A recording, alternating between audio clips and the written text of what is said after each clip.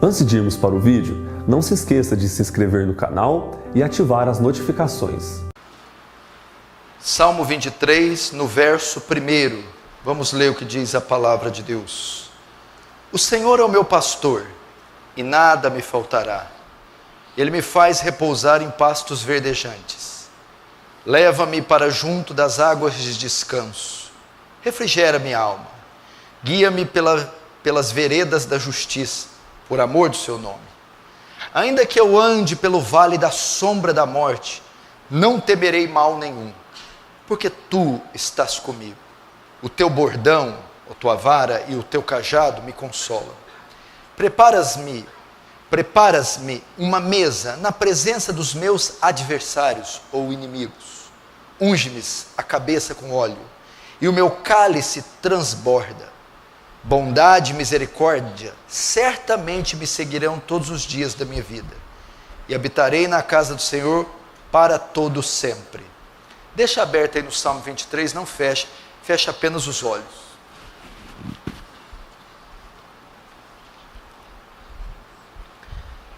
Pai Santo, diante do Senhor nos colocamos nessa noite de domingo, cônscios da nossa dependência, da nossa insignificância e da nossa urgente necessidade de graça.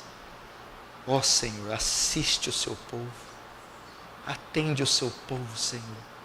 Estamos fartos de reuniões secas, áridas, frias, fartos de conhecimento inútil. Queremos manifestação do seu poder, Senhor, da sua graça, do seu amor. Há pessoas aqui necessitadas de uma visitação. Fala com elas, transforma suas vidas, consola a sua vida. Pai Santo, me humilho na tua presença e peço que despeje da sua graça em toda a extensão desse salão. Eleva mentes cativas em obediência à tua palavra, de modo que o teu reino avance, que o Senhor receba glória para si e nos conformemos à imagem do seu Filho. Em nome de Jesus. Amém. Eu vou fazer a exposição do Salmo 23. Essa é, sem dúvida, a passagem mais conhecida das Escrituras. É o salmo mais popular das Escrituras, o Salmo 23. Sem sombra de dúvida, é a passagem mais lida, mais recitada, mais cantada e mais amada em todo o mundo. Quem já não ouviu o Salmo 23 sendo lido em funerais, em leitos de hospitais, em celebrações, consolando multidões, milhões, bilhões de pessoas ao redor do mundo? Pois o Salmo 23 é o salmo ou o escrito bíblico mais popular do mundo. A tradição dá a autoria do Salmo 23 a Davi. 73 salmos, pelo menos, são atribuídos a Davi, ao rei Davi. Dentre eles está o mais belo de todos, o Salmo 23. A data que foi escrito o salmo e o pano de fundo são incertos, pois não há material, não há detalhes no salmo ou na história que apontem para quando foi escrito, a data ou o pano de fundo em que foi escrito. Muitos dizem que Davi o escreveu já na sua velhice, depois de ter sido um pastor, um guerreiro e o grande rei de Israel. A posição que o Salmo 23 ocupa, ela é muito interessante e muito importante. O Salmo 23 faz parte de uma trilogia sobre Cristo. Nós temos o Salmo 22, é um salmo que fala da redenção, mostra o Messias sofredor, que nos redime mediante a cruz. O Salmo 23 mostra os benefícios que os redimidos recebem, aqueles que entram na aliança. E o Salmo 24 mostra Cristo vitorioso reinando. Essa é a trilogia. O Salmo 22 nós temos Cristo como nosso Redentor. No Salmo 23 temos Cristo como nosso pastor. E no Salmo 24 temos Cristo como nosso Rei. O que acontece? No 22, depois de Cristo ter morrido na cruz, depois de termos aquela profecia sobre a vinda do Messias, ele sendo rejeitado pelo Pai, sofrendo a ira de Deus, morrido na cruz, ali o Salmo 22 mostra a redenção, ele nos compra por um alto preço. Então, depois de ter feito isso no 22, e constituído um povo para si, agora, o Salmo 23, ele vai conduzir este povo até a eternidade, e vai prover para aquele povo tudo aquilo que for necessário.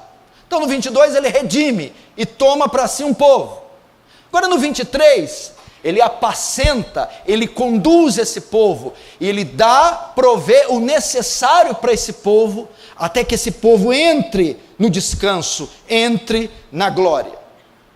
Por essa razão que agora nós entendemos o capítulo 8 de Romanos 32, quando diz: aquele que nem mesmo seu próprio filho poupou, antes entregou por nós, é o Salmo 22, é o Messias sofredor redimindo. Como não nos dará com ele, juntamente com ele, todas as coisas? Agora é o 23. Uma vez que ele nos comprou, nos redimiu, agora ele vai trazer a provisão necessária para nos manter aqui nessa terra, até que aquele último dia chegue. Para isso, Davi usa a metáfora de um pastor para mostrar a provisão de Deus, o cuidado que Deus tem com o seu povo. Davi usa a metáfora de um pastor, como um pastor que foi, se você se lembrar, Davi é chamado o grande pastor de Israel. Quando Samuel foi ungir os seus filhos, foi escolher um dos seus filhos para ser ungido rei, Davi estava apacentando as ovelhas do seu pai. Davi também conta, quando está diante de Saul, que muitas vezes um leão e um urso ia atacar o rebanho, e ele defendia o rebanho. Davi era um pastor, e ele vai usar a figura de um pastor, e o seu cuidado com as ovelhas. O Salmo mostra que nós temos um pastor que cuida de nós, e é isso que eu quero ensinar essa noite, o cuidado que Deus tem para com o seu povo. Não se engane, meu irmão, nós não estamos lançados aqui no tempo e no vento, não estamos lançados aqui à nossa própria sorte. Somos um povo, somos um reino, e nós temos um rei. Somos ovelhas, e nós temos um pastor. Tem alguém que cuida de nós, que vela por nós, que conhece nossas dores e nossas necessidades. E essa noite eu quero apresentar os nuances, os desdobramentos deste cuidado bondoso, benigno, que Deus tem para conosco. Talvez você entrou aqui, você que vai me assistir, passa por inúmeras dificuldades, depressões, vales, tribulações, incógnitas e conflitos internos que a maioria desconhece. E muitas vezes pensa: da onde virá o socorro, os recursos, como vencerei, me desvencilharei de tudo isso? Eu quero dizer para você, à guisa de introdução, tem alguém que vela por você.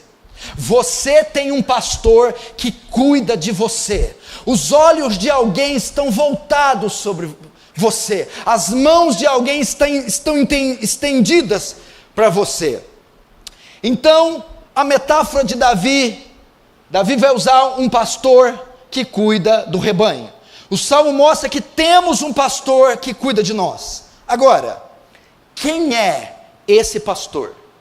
Quem é o nosso pastor? Quando ele fala que o Senhor é o meu pastor, a primeira coisa que o Salmo revela é que ele nos compara a ovelhas. Somos como ovelhas. Ao dizer que temos um pastor, ele então diz que se temos um pastor, somos ovelhas. Por que ele nos compara com ovelhas? Porque ovelhas são animais frágeis, débeis, que não têm velocidade, não tem impulsão, não tem presas, nem tem mecanismos de defesa, são muito limitadas. Nós somos assim.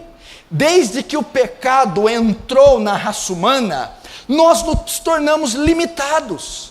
Não estamos na nossa plena forma, com a nossa plena capacidade. A Bíblia diz: todos pecaram e carecem da glória de Deus. Nós somos como essas ovelhas, débeis, frágeis. O Salmo 39 traz uma declaração estupenda que eu amo. Faz-me saber qual a medida dos meus dias, para que eu saiba o quão frágil sou. Nós somos frágeis. Deus conhece os pensamentos do homem e sabe que são pensamentos vãos. O Salmo 90 diz que os nossos dias passam como um breve pensamento, como um conto ligeiro, e nós voamos. O Salmo 103 diz que os dias do homem são como a erva do campo, que o sol seca e o vento sopra, e não se achou mais o seu lugar. Tiago capítulo 2 diz que a nossa vida é como um vapor, que logo se desvanece. Quanto tempo dura o vapor? Já abriu uma tampa de panela fervendo? Você abre e sai aquele vapor. Depois de segundos, se dissipam. Mas a ideia não é só mostrar nossa debilidade. A ideia é que não existe ovelha sem pastor. A ovelha precisa de cuidado, precisa ser guiada, precisa ser pastoreada. Ela não consegue, ela não tem independência, ela não consegue se guiar. O texto quer dizer: nós também não podemos caminhar sozinhos. Temos que ser dependentes de alguém. Não temos condição de acrescentar um côvado à nossa estatura. Não temos condição de diferenciar a mão direita da esquerda. Necessitamos de um guia, necessitamos de um líder, necessitamos de um pastor, necessitamos de auxílio, de escudo, de torre forte, de castelo forte, necessitamos de um cajado, necessitamos. E a Bíblia diz que nós temos um pastor, nós temos um guia. Quem é o nosso pastor? Agora entrando no Salmo, a Bíblia diz: o Senhor é o meu pastor. O Senhor é o meu pastor. Primeira coisa que a Bíblia está mostrando é quem é o nosso pastor. Deus é o nosso pastor. O Senhor é o nosso pastor. João 10,14, Cristo agora nesse tempo do Novo Testamento diz: eu sou o bom pastor e conheço as minhas ovelhas e das minhas sou conhecido.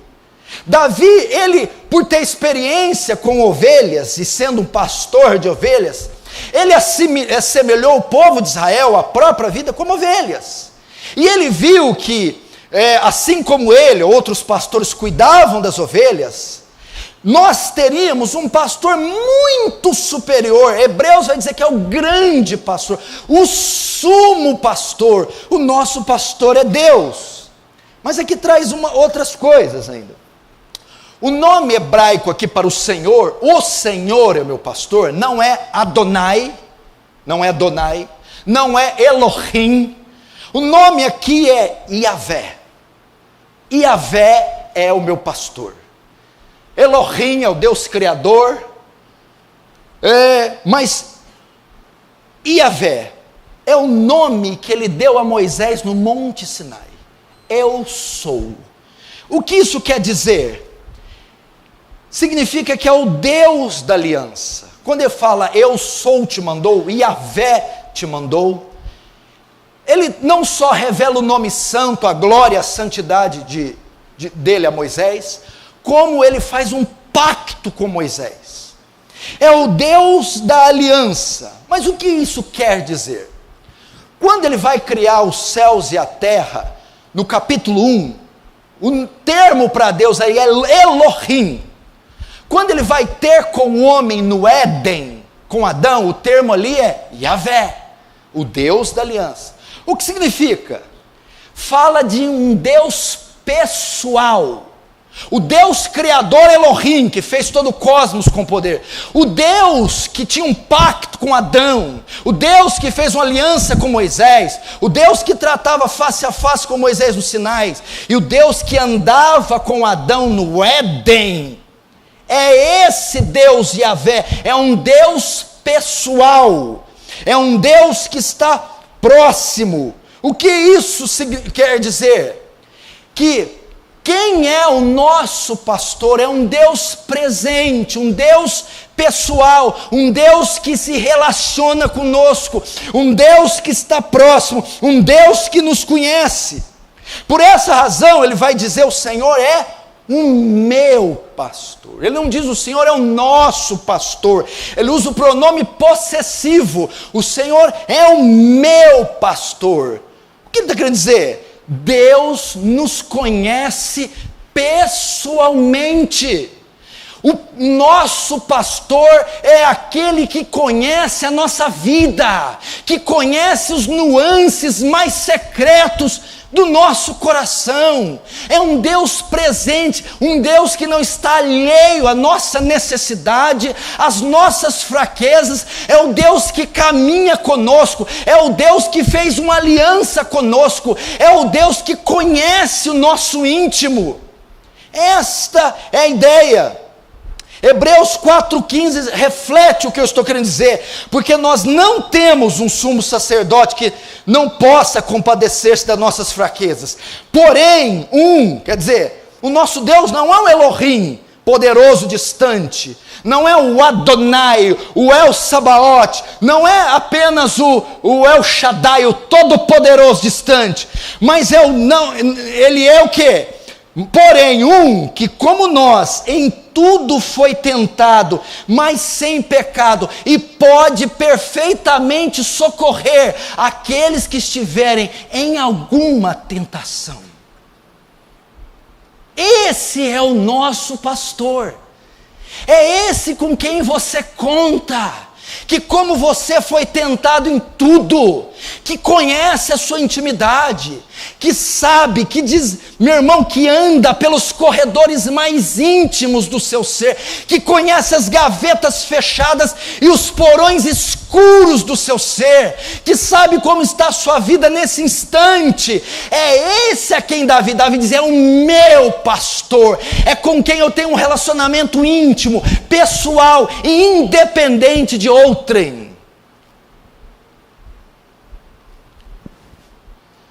Assim é com você. Quando Cristo morreu e o véu se rasgou, é inaugurada a nova aliança. A nova aliança trouxe para você o quê? O pacto, o novo pacto, te religou com Deus, trouxe Deus presente até você. Que mais que o texto diz? O Senhor é meu pastor e nada me faltará. Presta atenção, antes de entrarmos no nada me faltará. Algumas traduções do hebraico, o termo nada me faltará está no gerúndio. No termo o Senhor meu pastor está no gerúndio, significando o Senhor está me pastoreando. Dá a ideia de continuidade. Não só o Senhor é meu pastor, não, o Senhor continuamente está me pastoreando. O Senhor me pastoreia continuamente. Eu quero dizer isso essa noite. Se você ingressou na aliança pelo arrependimento e fé, se você nasceu da água, do Espírito, e você foi regenerado, se você é filho de Deus, o Senhor pastoreia você continuamente. Os olhos dele estão voltados para você dioturnamente. O Senhor não só pastoreou, não só chamou você, mas o Senhor pastoreou, pastoreia e pastoreará você para sempre. É um ato contínuo, é como um filho que sempre tem o cuidado dos seus pais. O cuidado de Deus está posto sobre você continuamente. E por essa razão, em função do Senhor nos pastorear continuamente, nada me faltará. Agora, uma vez que eu tenho este Senhor que me redimiu, que me comprou, que tomou para si a minha tutela, a guarda, a minha filiação, agora entra em cena a provisão do pastor. Eu sou dele e ele é meu. Ele me comprou e me fez seu súdito, povo dele. Por essa razão, o Deus que chama, o Deus que redime, o Deus que salva, o Deus que separa, é o Deus que cuida, é o Deus que provê. Nada me faltará. O que significa? Muitas pessoas, principalmente do movimento carismático, usam esse texto, Senhor meu pastor, nada me faltará, dando a ideia, eu vou ter tudo que eu quero. Nada me faltará. Não faltará uma Mercedes, não faltará um jato, não faltará um botox, não faltará uma lipoaspiração, não faltará... Não é isso. O hebraico quer dizer, de nada terei falta. O Senhor é meu pastor e de nada terei falta, ainda que eu não tenha tudo.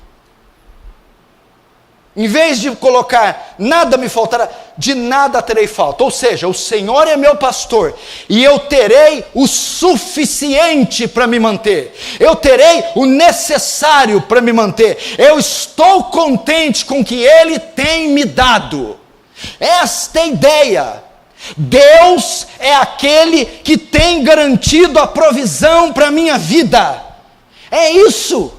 O Senhor é meu pastor e nada me faltará. Deus é aquele quem garante a minha provisão continuamente. De nada terei falta, mesmo que não tenha tudo.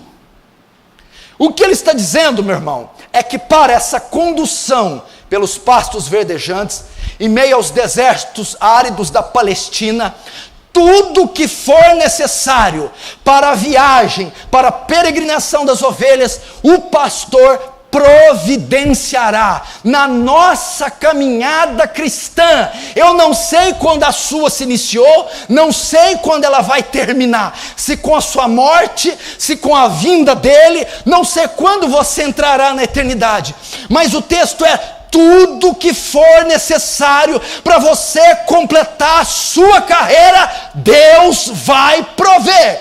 Tudo que for necessário para atravessar os desertos, vales da sombra da morte, tudo que for necessário para você chegar naquele último dia diante do trono dele, Ele vai conceder a você. Você ouve um amém? Amém. É isso que está dizendo. O Senhor é seu pastor, você fez um pacto com Ele, você faz parte do rebanho dEle, faço. Então, você pode descansar, com respeito à sua provisão, assim como o pastor do Oriente, como Davi era, como José era, e tinha um rebanho aos seus cuidados, e ele, pastor do Oriente, zeloso com o rebanho, cuidadoso, tudo que o rebanho precisa, a tosa, o azeite para a ferida, a faixa para a pata quebrada, carregava no colo quando era possível, tirava os carrapichos, toda a provisão, verdes pastos, águas tranquilas, tudo que era necessário para as ovelhas, o pastor do Oriente traz. Assim também conosco, Deus é zeloso com o seu rebanho, Deus é zeloso com o seu povo, Deus cuida detalhadamente do seu povo. Conte com Deus, conte com a sua provisão. O que é que te está faltando? Quais são suas necessidades? O que angustia sua alma? Conte com a provisão de Deus, conte com o zelo de Deus. Deus vai cuidar de você. Senhor é meu pastor, pelo fato do Senhor Yahvé ser o meu pastor, pelo fato de o Senhor estar continuamente me pastoreando, de nada eu terei falta. Conte com a provisão de Deus. Eu vou ler um dos textos que mais revelam a provisão de Deus. Veja que coisa linda o cuidado de Deus. Salmo 145, versos 14 a 20. Olha só, escute. Os olhos de Deus estão voltados para ti e Ele lhes dará o alimento no devido tempo.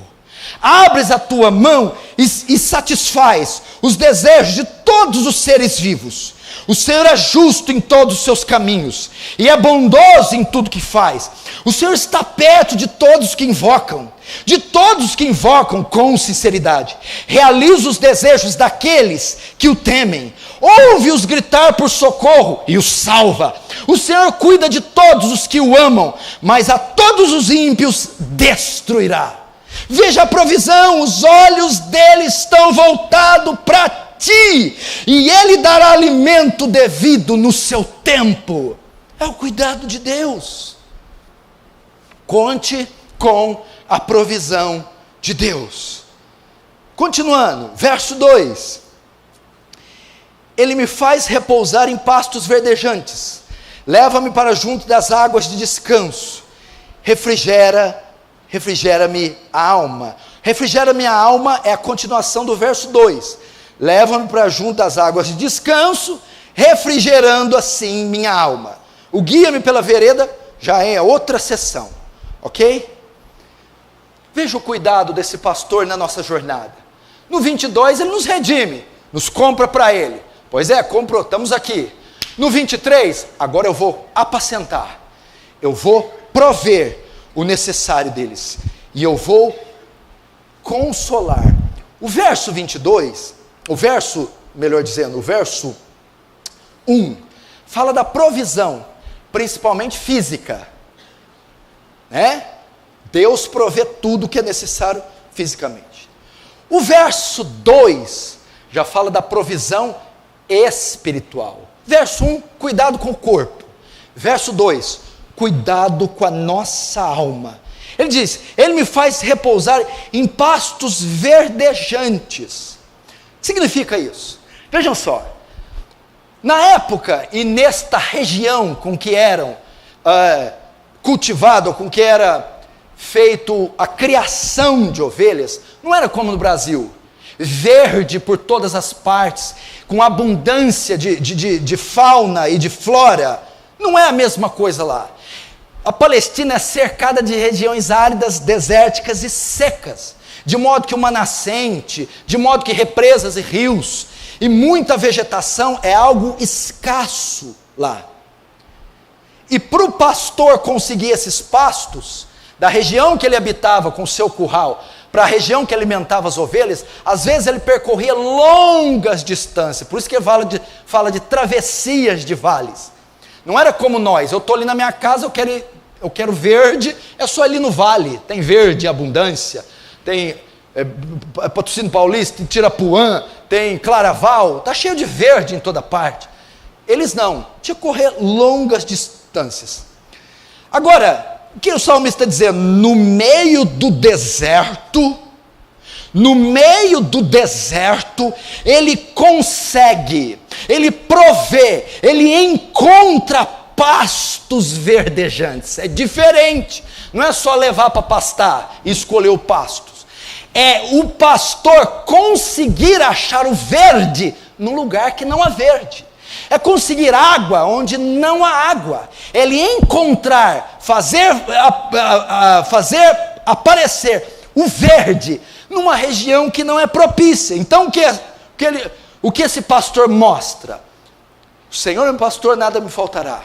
No meio de um deserto inóspito, árido, seco, infrutífero, ele encontra pastos verdejantes, ele me sacia no lugar deserto. Agora, que pastos são esses? Está se referindo a pastos físicos? Com relação à ovelha, sim. A ideia é que ele percorria grandes distâncias e achava um oásis e verde, e punha as ovelhas para pastar. Para nós, o que significa? Quando ele usa o termo repousar, ele me faz repousar em pastos verdejantes. A ideia aqui é o cuidado da nossa alma, no meio desse inferno que é esse mundo, no meio desse deserto inóspito, cheio de morte e violência. Ele nos faz repousar, ele sustenta a nossa alma. O pastor provê tudo o que é necessário para o nosso físico aqui nessa jornada, e tudo que é necessário para a nossa alma, num lugar onde a morte espreita a cada esquina, num lugar onde você tem as digitais das trevas, num lugar onde a ausência de vida, o pastor nos alimenta, o pastor nos supre, nos preenche, nos traz satisfação. Essa é a ideia.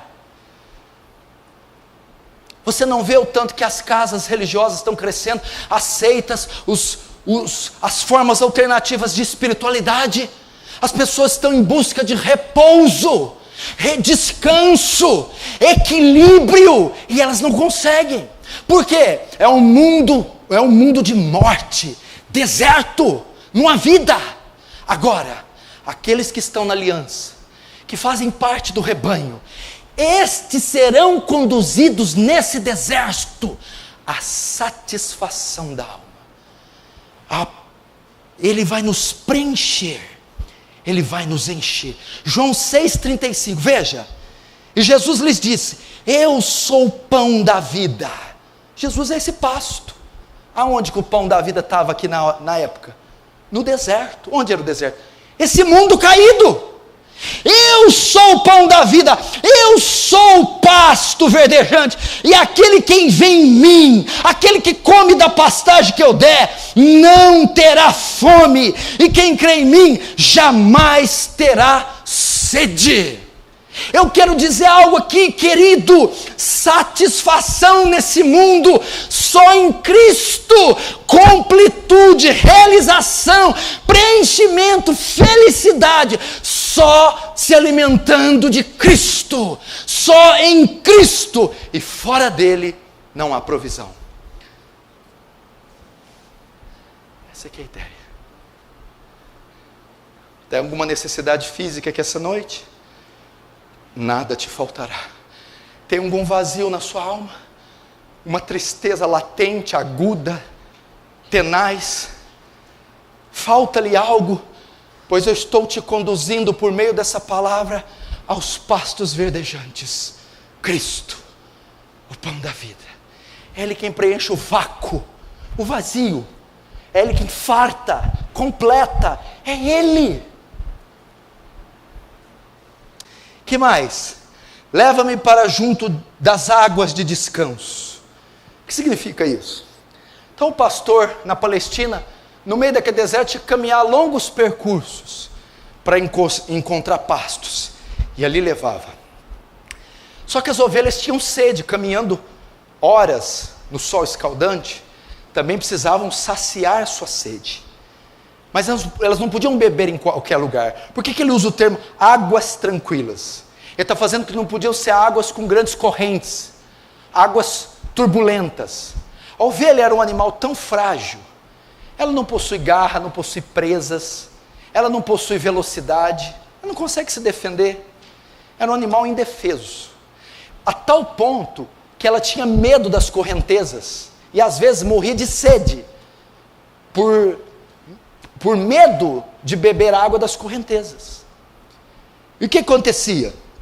O pastor então tinha que procurar uma nascente, ou um riacho, ou um açude, onde as águas eram pacíficas, calmas, para que as ovelhas pudessem beber sem se assustar com o barulho das correntezas. E assim matarem a sua sede. Algumas tinham tanto medo que tinham medo do próprio reflexo na água. Viam um reflexo e não podiam beber, saíam correndo. Então o pastor tinha que levar estas ovelhas longe do barulho das correntezas. Por isso ele usa o termo águas que descansam, águas tranquilas, águas de descanso. Aqui aponta para duas coisas: tanto as águas de fontes calmas, como da dispendiosa trajetória, e agora, deitado nos pastos, comendo e bebendo, descansando a sua alma, descansando da sua fadiga. Então o pastor provia para elas os dois elementos principais para a vida orgânica: a comida e a bebida. E enquanto comiam e bebiam, repousavam, descansavam. Irmãos, primeiro, pastos verdejantes sustenta nossa alma. Segundo, Cristo é o nosso descanso. Ele é o descanso da nossa alma. Hebreus 4, 9 e 11. Portanto, resta ainda um repouso para o povo de Deus, um descanso. Porque aquele que entrou no seu descanso, ele próprio descansou das suas obras, como Deus das suas. Procuremos, pois, entrar também naquele descanso. O que significa isso? Esse pastor, ele trouxe descanso às nossas almas, mas como? Reconciliação, perdão, nossa dívida foi paga, nós descansamos na obra de Cristo. Eu vou resumir de um jeito mais fácil: justificados, pois, pela fé, agora nós temos descanso para com Deus, paz para com Deus, reconciliação, não carregamos mais a culpa do pecado, nossa dívida foi quitada, e agora nós repousamos, descansamos nos méritos de Cristo. Você sabe que eu tenho crescido nisso a cada dia, a cada mês, porque soteriologia é o meu alvo, é o meu forte, é o tema que eu mais estudo e mais prego. Esses dias eu estava meio... Tem dia que você está igual um garnizé, né? E eu estava ali, e estava orando, e estava falando: eu sou salvo, sei que sou salvo, ninguém vai me tirar a salvação, minha dívida está paga. E eu fiquei num momento ali tão gostoso, que toda a culpa se dissipou. Eu entendi ali, parece que naquele momento, nenhuma acusação pode ser feita contra os escolhidos de Deus, pois é Ele quem justifica. Irmãos, e por essa razão, o que tem a ver com o texto? Quando você tem convicção que a dívida está paga, quando você tem convicção que a culpa foi tirada e que ninguém pode te condenar, você descansa. Descansa.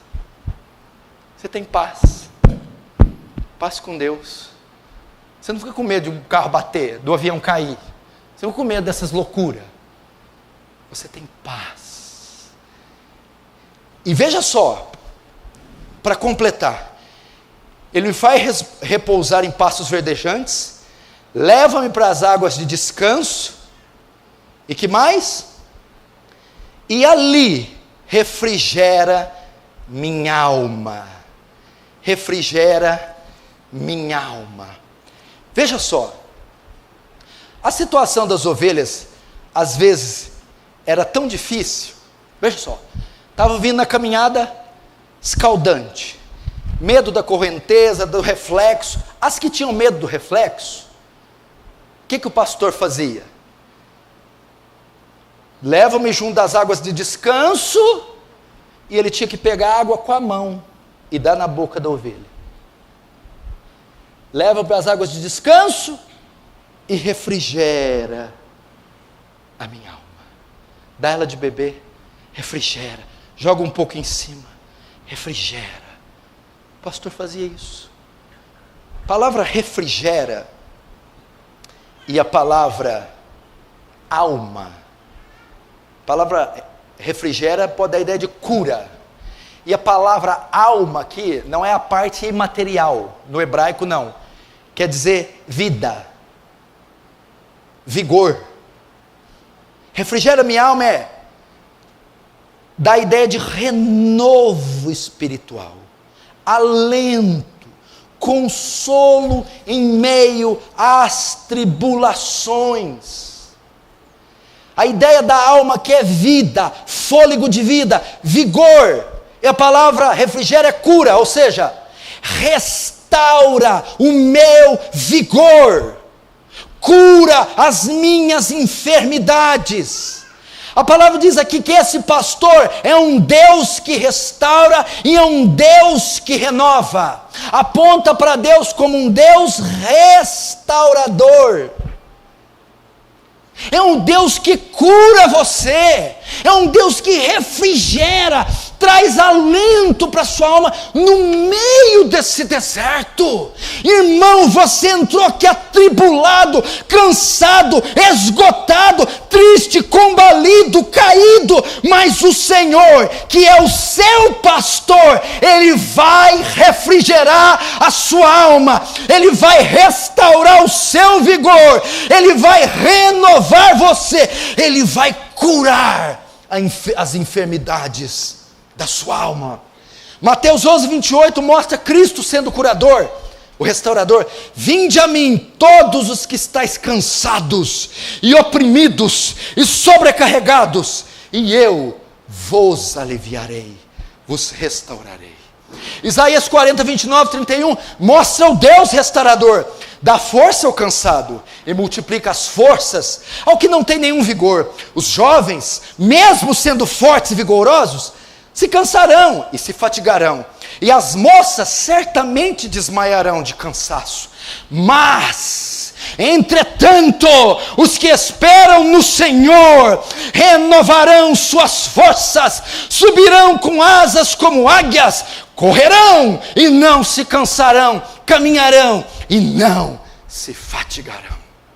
Está cansado? Está abatido? Tem caído nos pecados? Tem sido vítima do assédio de Satanás? Suas forças se esgotaram até o limite? Você está cercado de inimigos e dragões ferozes? Falta-te reflexo? Irmão, este pastor que é o Senhor há de refrigerar você, restaurar o seu vigor, curar as suas feridas, erguer-te novamente.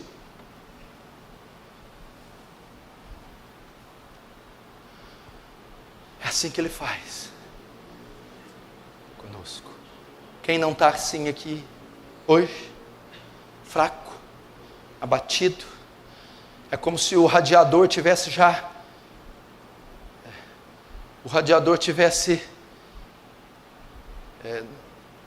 no vermelho, queimando, cansado, atribulado, abatido, desencorajado, fraco, oprimido, incrédulo, em pecados, com culpa. Ele está dizendo: primeiro, sou eu quem farta a alma de vocês, estão cambaleando, estão trôpegos, com anemia, sem força. Comam do Senhor, meu irmão, vão para a palavra, vão para o Senhor, se alimentem dele, vocês vão ver o vigor se tornando novamente robusto. Que mais? Estão abatidos? Esse mesmo pastor que farta, restaura, recompõe, reconecta, ergue e põe você de pé. Refrigera minha alma, restaura o meu vigor, meu fôlego de vida, cura minha alma. Que mais? Verso 3: guia-me pela vereda da justiça, por amor do teu nome. Ele está usando a metáfora de um pastor. E pastor e ovelhas guiando, pastores guiando ovelhas, guiam por terra, por água. Agora, por que ele está usando vereda da justiça? Que é isso? Porque ele usa esse termo para falar de conduzir ovelhas. Guia-me pela vereda da justiça. Ele está querendo dizer aqui, guia-me por caminhos retos, por caminhos planos, por caminhos seguros. Ele usa esse termo porque ovelhas são animais que facilmente se dispersam, assim igual você, facilmente se dispersa, facilmente perde o foco, o alvo, facilmente sai do caminho. São animais muito frágeis, que se perdem, que saem do caminho, caem em buracos, precipitam-se em abismos, e às vezes se intrometem em caminhos de animais perigosos, são picados por uma cobra ou devorados por leões. E a ideia aqui é que o pastor, sabendo da fragilidade, debilidade, da incapacidade de discernimento da ovelha, da fragilidade do seu discernimento espiritual, da dificuldade de se manter reta, o pastor conduz num caminho que ela pode trafegar, num caminho que ela não vai se perder, num caminho que ela pode andar, num caminho reto, num caminho seguro. Para nós, a oração do salmista é trazendo para nossa alma, esse é um pastor que nos conduz a ponto de nós orarmos: Senhor, guarda-me de me desviar, livra-me dos caminhos tortos, livra-me dos caminhos de pecado. A ideia é que o Senhor vai nos conduzir em caminhos de retidão, que o Senhor vai nos conduzir em nossas decisões, de maneira que não tomemos decisões tortas, decisões precipitadas, decisões que comprometam nossa carreira. Ele vai nos guiar. Aquele que nos redimiu, que nos comprou, tem agora em mãos a nossa posse. E Ele vai nos guiar em retidão. Irmão, você confiou sua vida a Ele, você entregou sua vida incondicionalmente a Jesus, Ele vai conduzir você retamente. Confie nele. Isso é vereda da justiça. O Senhor vai te conduzir no caminho da verdade. O Senhor vai te conduzir na vereda do Evangelho. O Senhor vai te livrar das heresias. Vai te livrar o Senhor vai te livrar das seitas. É a ideia: se combati o bom combate, acabei a carreira e guardei a fé. Me guardei na vereda da justiça. Me guardei em retidão. O que Paulo está dizendo: não me desviei nem para a esquerda, nem para a direita. Fui fiel à visão celestial. Fui fiel à sã doutrina, fui fiel à retitude que Deus colocou em mim. Cristo, meu irmão, ele vai até mais longe aqui. Ele fala da segurança eterna dos santos. Deus não vai deixar você tropeçar. A ideia é que Deus vai assegurar que você inicie a caminhada, que você chegue até lá. Judas 1, 24, 25. Ora, aquele que é poderoso para vos guardar de cair e apresentar-vos irrepreensíveis com alegria perante sua glória, ao único Deus sábio Salvador nosso, seja a glória e majestade, domínio e poder, agora e para todo sempre. Amém. Sabe o que está querendo dizer aqui? Querido, você só se mantém de pé por causa do Senhor. Você, meu irmão, não fica de pé pelo seu próprio esforço. Não é você quem te sustenta, não é você que garante a chegada na reta final. É o Senhor quem te ergueu, é o Senhor quem te sustenta, e é o Senhor quem impede você de cair. Você não tem essa força. A ideia que está dizendo aqui: Senhor, guarda de me cair. Senhor, mantém-me de pé. Senhor, não me deixa desviar-me. Senhor, não me deixe nem para a esquerda nem para a direita. Guia-me retamente, guia-me na verdade. Não permita que eu me distorça, que eu fique cego, que eu caia. Pedro, quando foi dizer: nem que todos te neguem, eu não te nego. Jesus pôs a mão aqui, devia ter um púlpito lá, fez assim com a perna, e olhou para ele assim: really? Sério?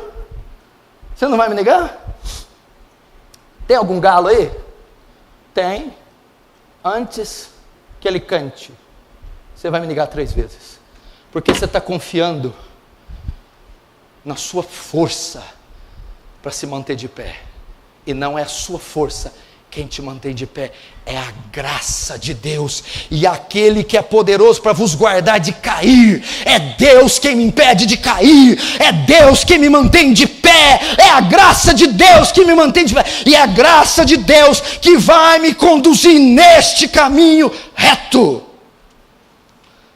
Você confiou sua vida a Ele? Ele vai te conduzir. E por que Ele faz isso? Agora você vai falar para mim assim: qual é a garantia que eu não vou cair? Qual é a garantia que eu vou continuar nesse caminho reto? Que eu já vi muita gente fazer igual o leão da montanha, saída pela direita.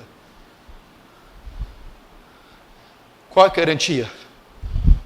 O seu pacto, a sua aliança, por amor do seu nome. Veja lá então, no verso 3. Guie-me pela vereda da justiça, por amor do seu nome.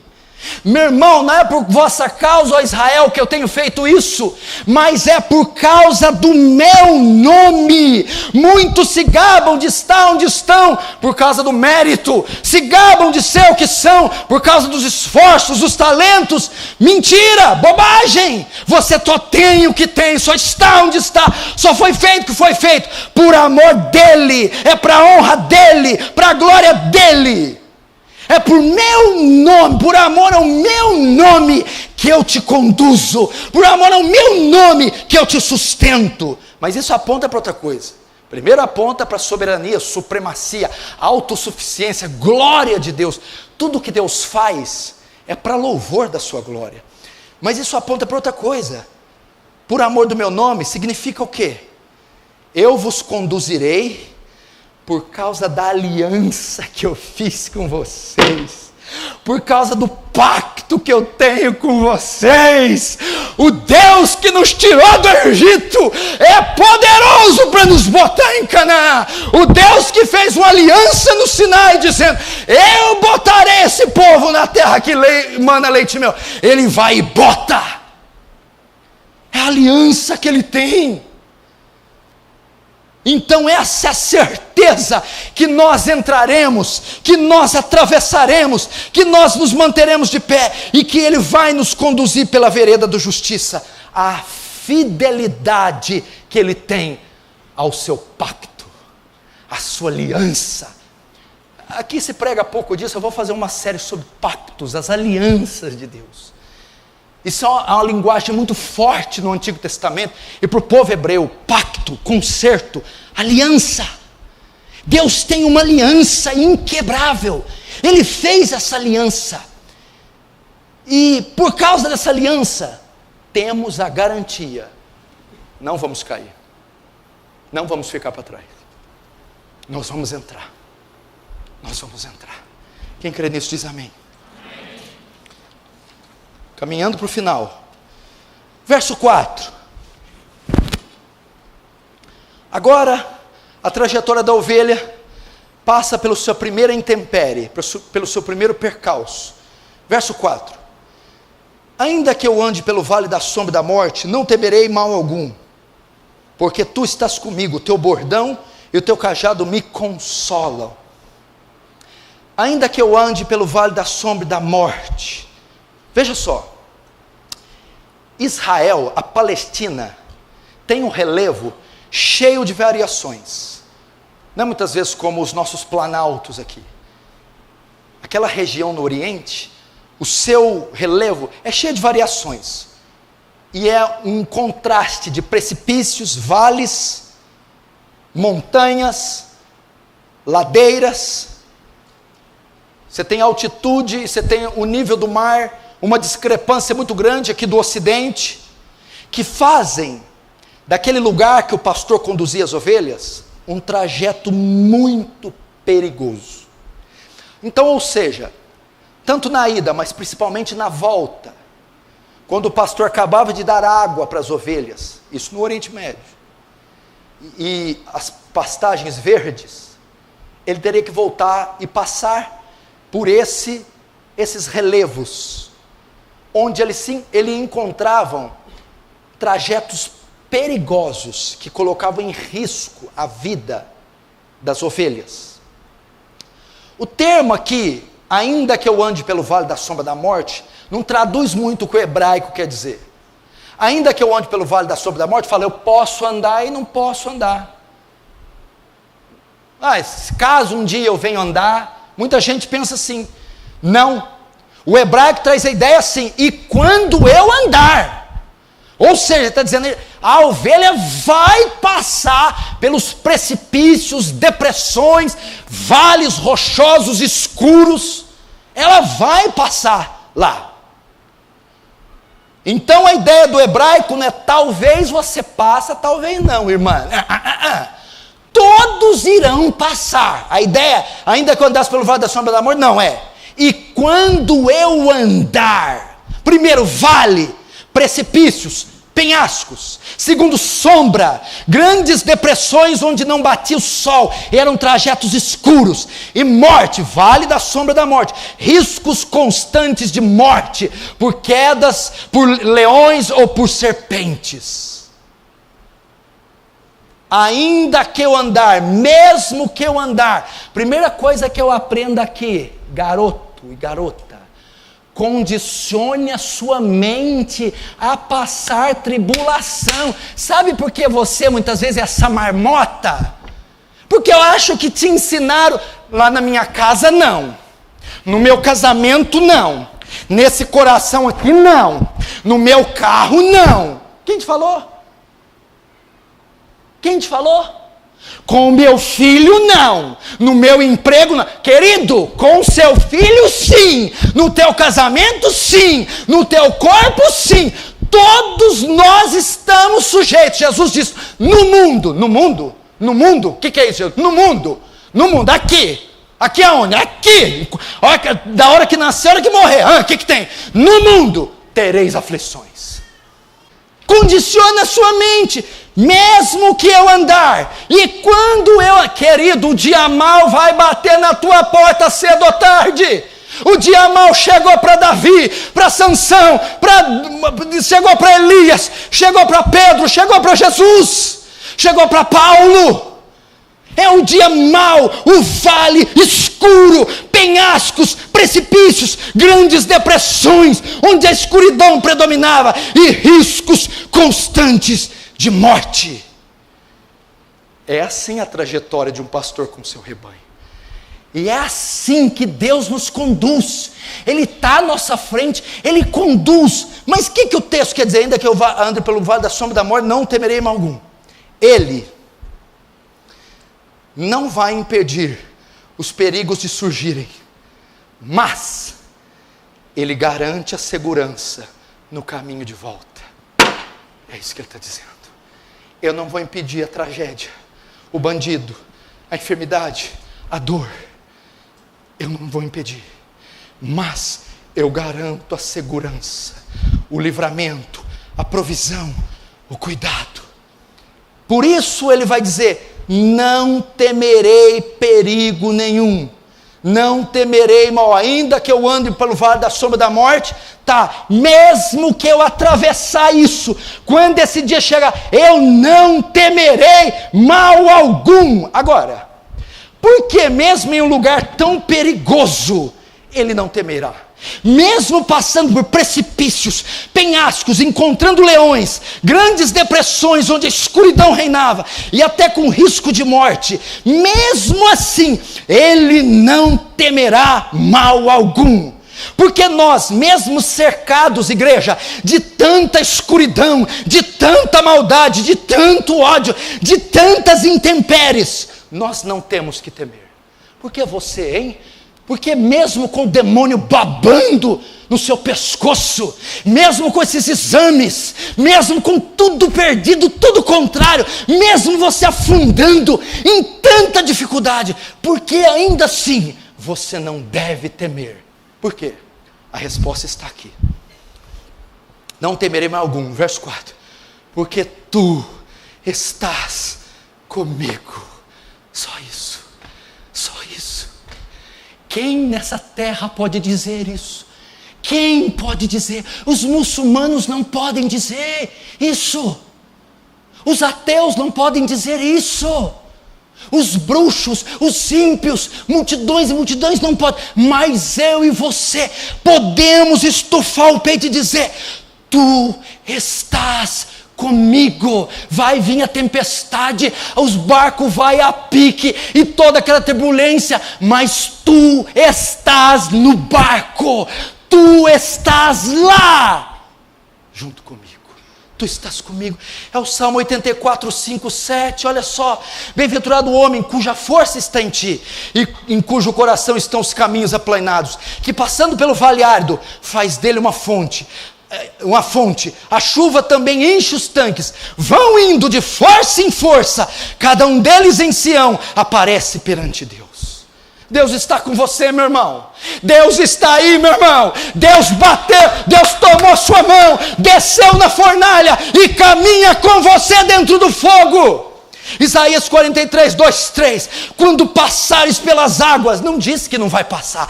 Quando passares, tudo bem, vai passar, mas eu estarei contigo. Quando passar pelos rios, os rios, meu irmão, vão ser caudalosos da sua vida, mas eles não te submergirão. Quando passares pelo fogo, nem do fogo ele vai te poupar. Todavia, não te queimarás, nem a chama arderá em ti, porque eu sou o Senhor teu Deus, o Santo de Israel, o teu Salvador. Dei o Egito por teu resgate, e a Etiópia e a Seba em teu lugar.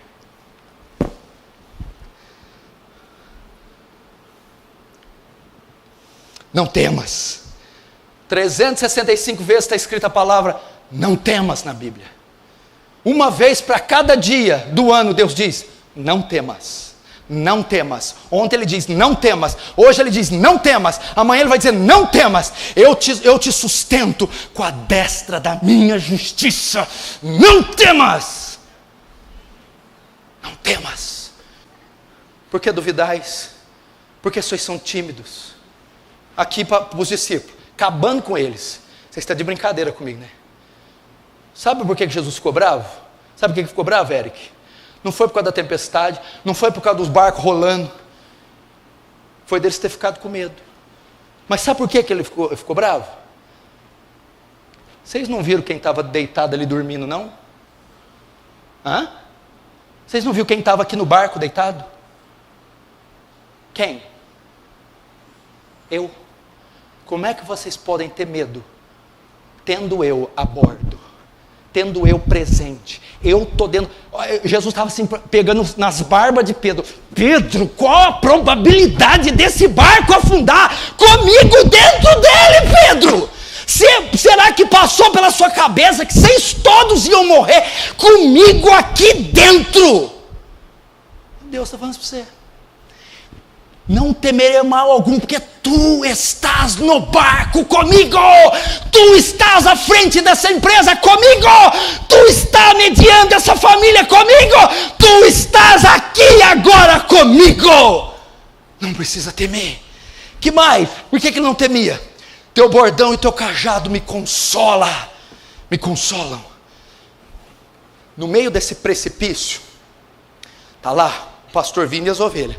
E buraco, escuridão, e aquele negócio, ovelha, eu não tenho medo. O pastor está comigo. E o bordão e o cajado estão comigo. O que significa? O cajado tinha 3 funções. Muitos cajados desse pastor eram revestidos na ponta com uma lança, para proteger de animais ferozes. Os cajados eram envergados. Quando a ovelha caiu num buraco, o pastor vinha, segurava aqui, encaixava ela naquele, igual guarda-chuva, tirava a ovelha. E o cajado também, irmão Ângelo, o branco, comprido, igual aquele que você tinha.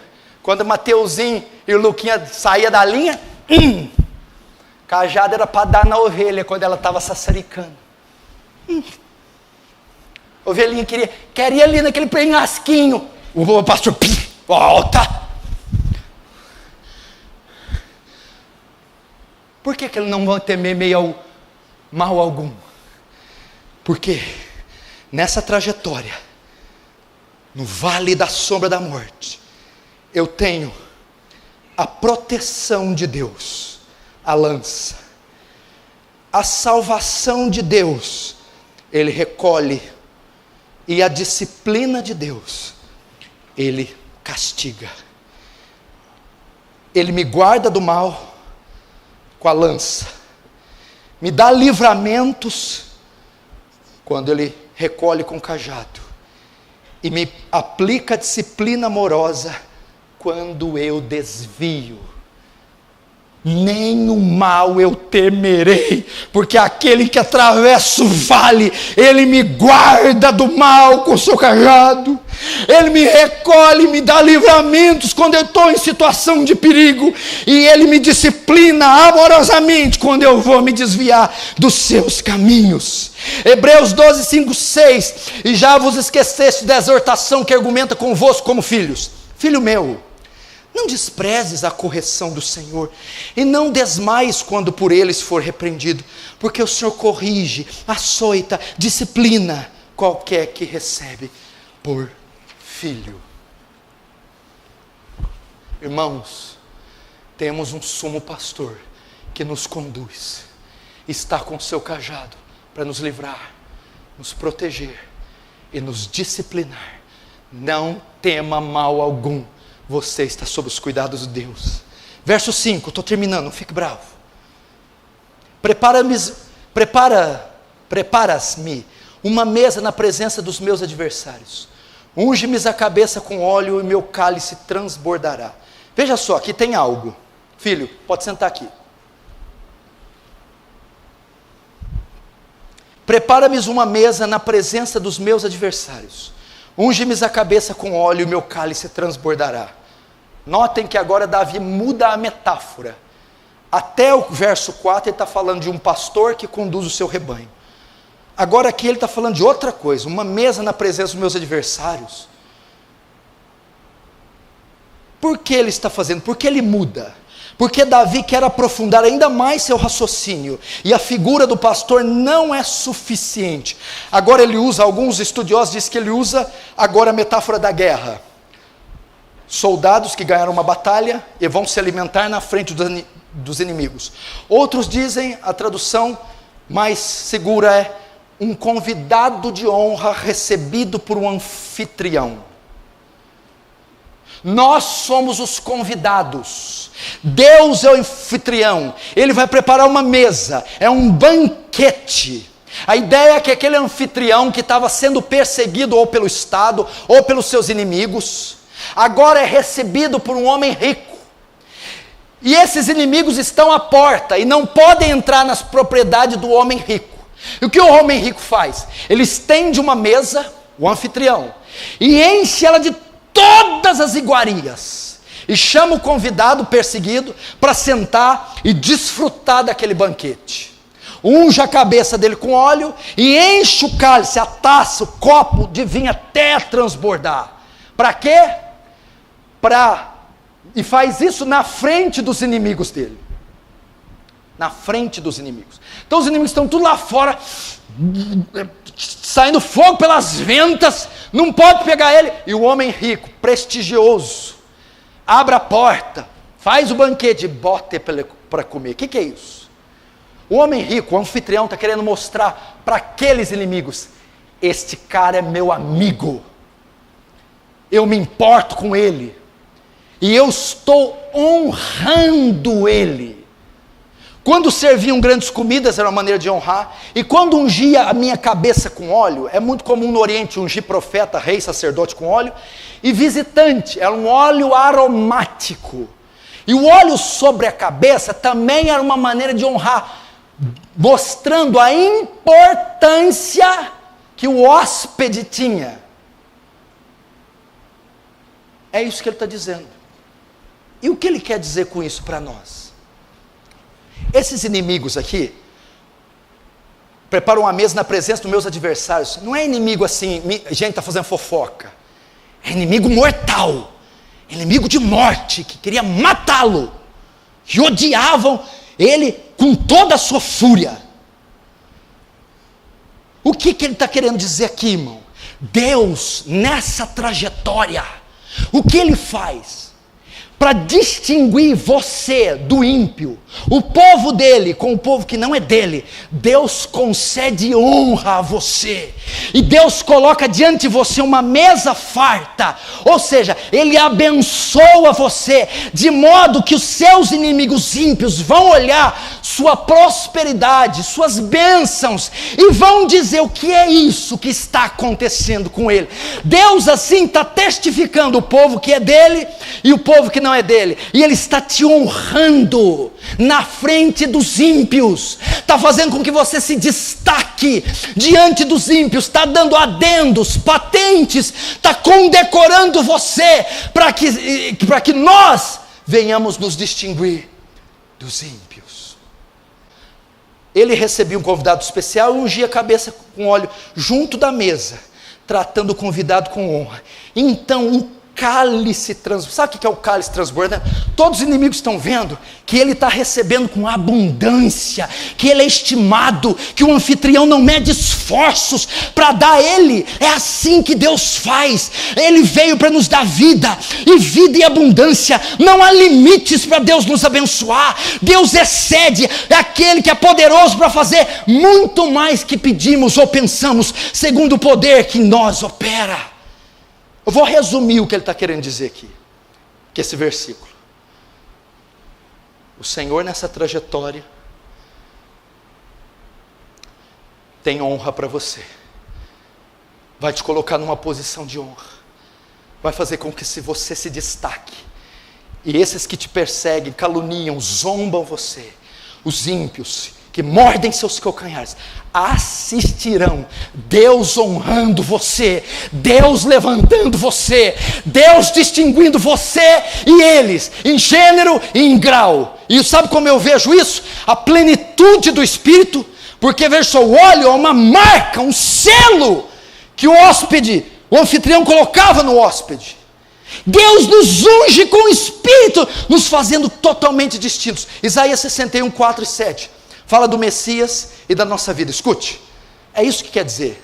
O cálice transborda e unge a minha cabeça com óleo. Escute, o Espírito do Senhor Deus está sobre mim, porque o Senhor me ungiu para pregar boas novas aos mansos, enviou-me a restaurar os contritos de coração, a proclamar liberdade aos cativos e a abertura de prisão aos presos. Escute, a apregoar o ano aceitável do Senhor e o dia da vingança do nosso Deus, a consolar todos os tristes e a ordenar acerca dos tristes de Sião, que lhes dê glória em vez de cinza, óleo de gozo, óleo de honra, óleo de distinção em vez de tristeza, vestes de louvor em vez de espírito angustiado, a fim que se chamem árvores de justiça, plantação do Senhor, e edificarão os lugares antigamente assolados, restaurarão os antigamente destruídos, e haverá estrangeiros que apacentarão vossos rebanhos, e em lugar da vossa vergonha tereis dupla honra, e em lugar da afronta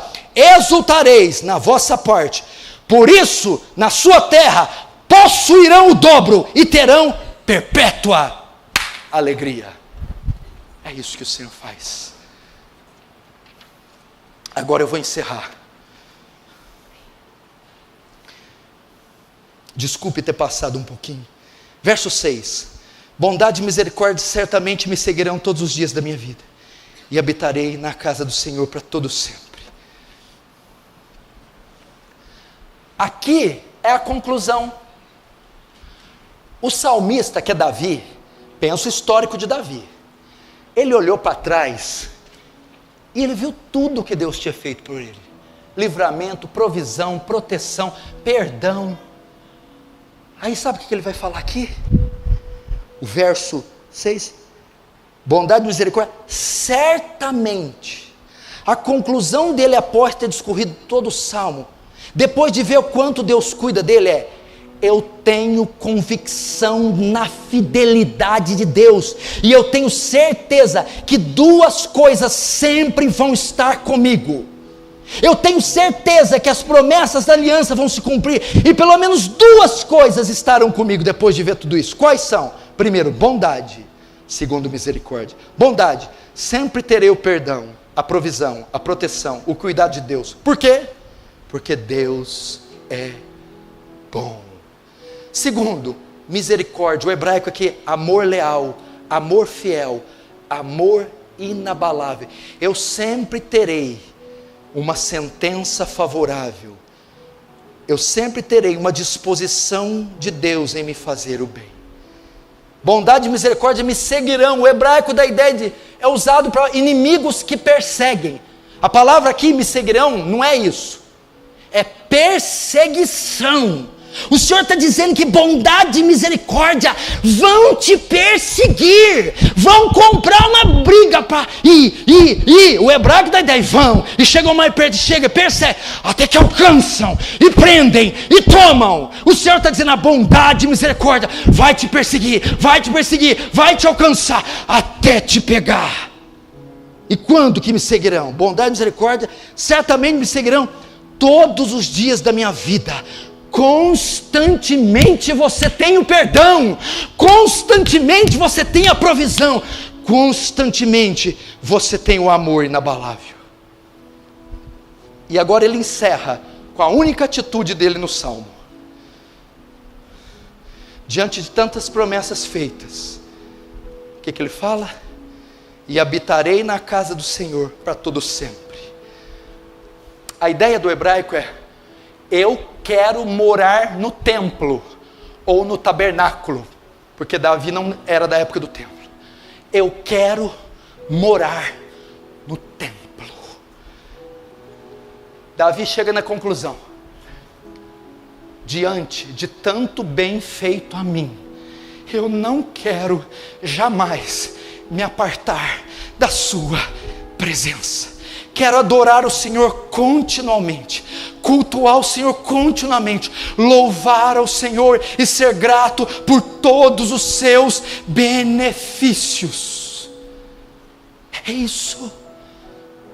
Eu quero estar na casa de Deus para sempre, adorando Deus para sempre, louvando a Deus para sempre, em forma de gratidão. Meu irmão, eu fecho a mensagem assim: diante desse supremo pastor que cuida tão graciosamente de nós, vamos viver constantemente na presença dele, viver uma vida devotada, entregue, como sacrifício vivo, santo e agradável. Vai ter reunião de oração de manhã? Venha. Vai ter na quarta? Venha. Vigília na sexta? Venha. Culto, escola dominical, evangelismo? Venha. Venha. É um meio de mostrar gratidão a esse grande pastor. Amém? Feche os seus olhos. O louvor pode subir. Os oficiais podem se posturar à minha direita. Vamos orar. Gostou do vídeo? Então não se esqueça de se inscrever no canal e acionar as notificações. Estamos pedindo isso por conta das novas normas do YouTube. Para isso é necessário seguir 3 passos: se inscrever no canal, ativar as notificações clicando no sininho ao lado do botão inscreva-se e curtir o nosso vídeo. Fazendo isso, você irá contribuir com o canal e ajudará a levar o Evangelho para mais pessoas. Deus abençoe.